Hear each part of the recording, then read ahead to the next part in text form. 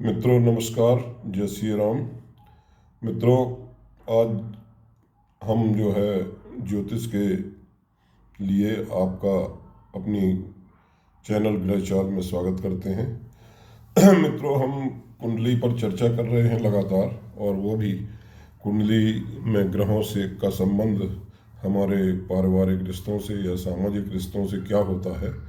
उस संबंध में हम चर्चा को आगे बढ़ाते हुए आज हम बात करेंगे कि भाई और बहनों में कैसे मनमुटाव हो जाता है या कैसे प्रेम रहता है, और कैसे जो है बाद में यही प्रेम आगे चल कर के झगड़ा का रूप ले लेता है। तो होता क्या है कि देखिए, भाई बहन के तो रिश्ते एक खून के रिश्ते हैं, और इसमें जैसे उदाहरण के लिए हमारे जो है भगवान जो राम हैं, तो राम और लक्ष्मण में भाई भाई का कितना प्रेम था, और एक ये उदाहरण है सबसे बड़ा, है कि नहीं। लेकिन आज के समय में चूँकि ये बदलते हुए परिवेश में या आधुनिक युग में व्यक्ति के स्वार्थी हो जाने के कारण ये रिश्तों में भी अब खटास आने लगी है। और जैसे कृष्ण का सुभद्रा से भाई और बहन का नाता था, या कृष्ण का जो है द्रौपदी से भी भाई बहन का नाता था, तो अब ये नाते बहुत बिरले देखने को मिलते हैं ऐसे रिश्ते। होता क्या है भाइयों कि जो है, जैसे जब किसी का अगर कुंडली में मंगल जो है खराब स्थिति में होता है तो ये चीज़ें होती हैं। अब मंगल कैसे खराब होता है, जैसे मैं ये कुंडली दिखा रहा हूँ, इसमें ये परिवार के भाव दिए हुए हैं। ये लग्न में आप स्वयं बैठे हैं। मान लीजिए किसी लड़का की कुंडली है या लड़की की कुंडली है, लड़की की है तो वो स्वयं बैठी हुई है ना। अब क्या होगा कि इससे हम गिनेंगे, जो इससे तीसरा भाव होता है वहाँ ये छोटे भाई बहन का होता है, और ये दूसरा भाव जो है वो कुटुंब का होता है, और चतुर्थ भाव में माँ होती है, और पंचम भाव में पुत्र होता है, या किसी का प्रेमिका लवर भी होती है, और ये छठे भाव में जो है, छठे भाव में मामा हुए या साला हुआ, इस तरह से होते हैं। सप्तम भाव में अगर आपकी ये आप लड़के की कुंडली है तो ये पत्नी का भाव होगा, और अगर लड़की की कुंडली है तो पति का भाव होगा। इस तरह से ये अष्टम भाव ससुराल का है ना। और नवम भाव जो है, नवम भाव में गुरु आते हैं और देवरानी आती हैं, और इसके अलावा संतान आपकी जो है क्या नाम तीसरी संतान आती है। प्रथम ये पंचम भाव में प्रथम संतान आती है, और सप्तम भाव में दूसरी संतान होती है, और नवम भाव में तीसरी संतान कहलाती है।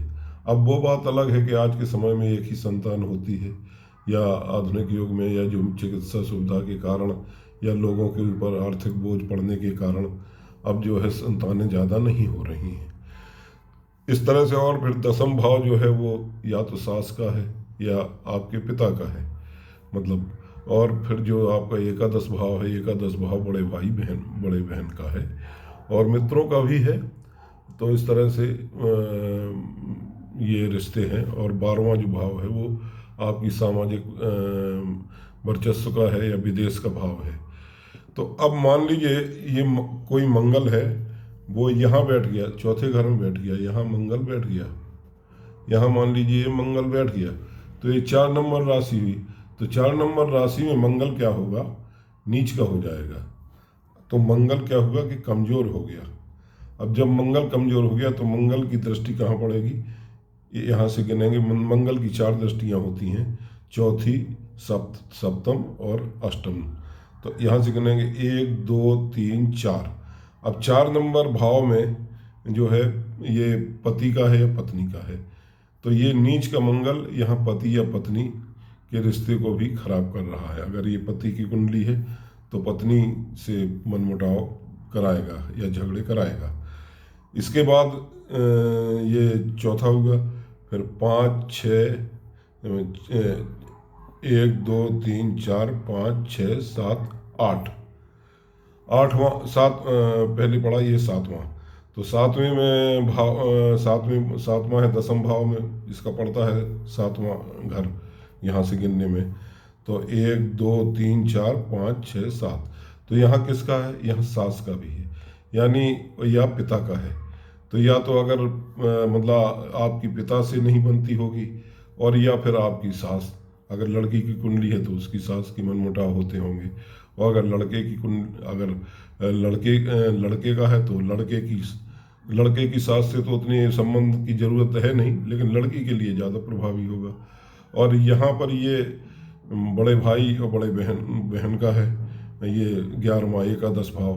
तो यहाँ क्या होगा कि यहाँ अब अगर लड़के की कुंडली है और मंगल नीच का बैठा हुआ है, मंगल निर्बली है कुंडली में, तो वो क्या करेगा कि ये यहाँ जो 8वीं दृष्टि यहाँ पर डालेगा, तो 8वीं दृष्टि यहाँ पड़ने से आपके बड़े भाई और बड़ी बहन से झगड़े शुरू होने लगेंगे। हो सकता है झगड़े प्रॉपर्टी के संबंध में हों, कि भाई प्रॉपर्टी का बंटवारा होना है, या पैतृक संपत्ति है उसका बंटवारा होना है, या कुछ बंटवारा हुआ, उसमें कुछ किसी को कुछ कम मिल गया, किसी को थोड़ा ज़्यादा मिल गया, तो उसी में एक छोटे से भूमि के हिस्से पे या मकान के हिस्से पे ही इतने झगड़े बढ़ जाते हैं कि मुकदमे तक बात पहुंच जाती है। तो ये क्या होता है, जब मुकदमेबाजी हो जाती है तो इसका मतलब कि दोनों तरफ के दोनों के मंगल कुंडली में खराब है, मंगल देव तो दोनों जगह खराब हैं। और अगर एक तरफ से मुकदमा हो रहा है, अच्छा, या अगर कोई दूसरा पक्ष या दूसरा भाई समर्पण कर देता है कि अरे छोड़ो, इसमें पढ़ने की क्या ज़रूरत है, और छोड़ो, अब इतना हिस्सा है, भाई है, ले गया तो ले गया, तो फिर क्या है कि इसका मतलब कि उसका मंगल अच्छा है और दूसरे का मंगल खराब है, जो ये लालसा रखे हुए कि मुझे ज़्यादा हिस्सा मिल जाए। तो इस तरह से ये झगड़े इतने बढ़ते हैं कि पूरी ज़िंदगी बोलचाल बंद हो जाए। जो एक माँ के दोनों बेटे थे या बेटे और बेटी थे, उनमें आपस में इतना ज़्यादा शत्रुता बढ़ जाए। हालांकि अब आज के समय में नियम कानून बहुत तेज हो गया है कि पैतृक संपत्ति हो या कोई वो उस पर जो है बंटवारे के लिए बाकायदे सरकार से यह है कि बराबर का हिस्सा मिलेगा, और ऐसे नियम कानून बन गए हैं। लेकिन चूंकि जो हमारे रिश्ते घरेलू भावनात्मक और खून के रिश्ते होते हैं, उनमें तो दरार पड़ ही जाती है। तो मित्रों, क्या है कि अब अगर मंगल खराब है तो ऐसा होता है कि एक छोटे से टुकड़े पे भी जिंदगी भर के लिए बातचीत या मनमुटाव बातचीत बंद हो जाती है।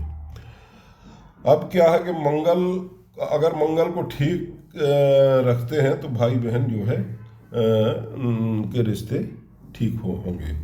तो अब मंगल को कैसे ठीक रखा जा सकता है भैया? ये तो है कि मंगलवार के दिन हम जो है हनुमान जी की हनुमान चालीसा को पाठ करें लगातार।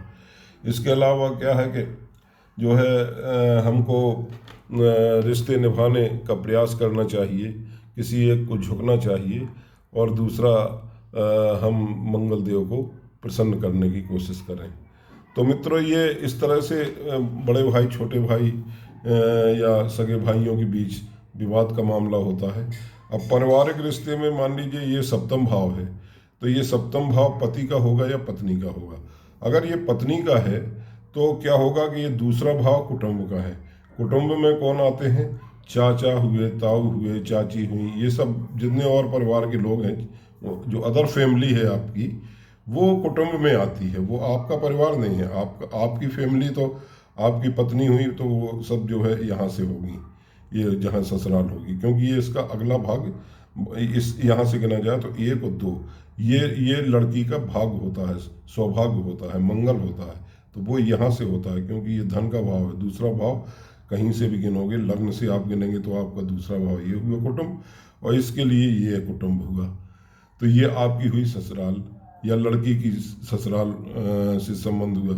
तो अब ये लड़की को क्या होगा कि ये लड़की मान लीजिए सप्तम भाव में है और ये दूसरा भाव है कुटुंब का, तो यहाँ से गिनेंगे 1 2 3 4 5 6, छठा भाव हुआ ये यहाँ से। तो छठे भाव में क्या है?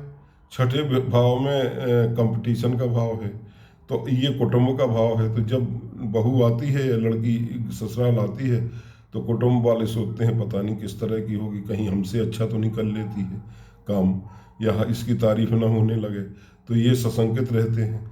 और इधर लड़की क्या होती है कि लड़की भी सशंकित होती है क्योंकि वो इधर उसकी ससुराल है, तो उसको लगता है कि ये यहाँ से गिना जाए तो एक दो तीन चार पाँच छः, तो मतलब ये ससंकेत होंगे, तो दोनों को एक दूसरे से भय बना रहता है। तो अगर ग्रह स्थिति गड़बड़ है तो उसके प्रभाव ये पड़ेंगे, क्योंकि मंगल की यहाँ दृष्टि पड़ रही है। तो इस प्रकार से हम कुंडली का विश्लेषण करते हैं, आकलन करते हैं। अब और जो जैसे रिश्ते हुए, मान लीजिए देवरानी का हुआ, तो ये अगर मान लीजिए यहाँ पे शनि बैठा है, तो शनि जो है इस पर तीसरी दृष्टि डाल रहा है, एक दो तीन, तो आपका रिश्ता देवरानी से, यहाँ देवरानी का घर है 9वें भाव में, दो देवरानी से आपकी खटपट होगी, बनेगी नहीं। तो इस तरह से ये सब ग्रहों के प्रभाव से, और जो है जो पापी ग्रह होते हैं उनकी दृष्टि हो, या वो नीच राशि में हो, या शत्रु राशि में आपका शुभ ग्रह बैठा हो तो खराब हो रहा है उसका भाव, तो इस तरह से हम निकालते हैं। तो मित्रों, अब आज के लिए इतना ही। आप ग्रह चाल पे जो है सब्सक्राइब करिए, और कुंडली बनवाने या कुंडली विश्लेषण के लिए आप मेरे व्हाट्सएप नंबर पे या मुझसे कांटेक्ट कर सकते हैं। धन्यवाद। जय श्री राम।